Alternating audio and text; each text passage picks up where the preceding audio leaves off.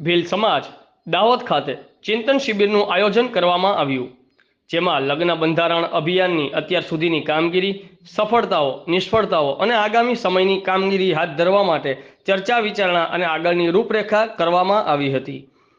Reporter Raisinh Damor, Azad media live, Dahod.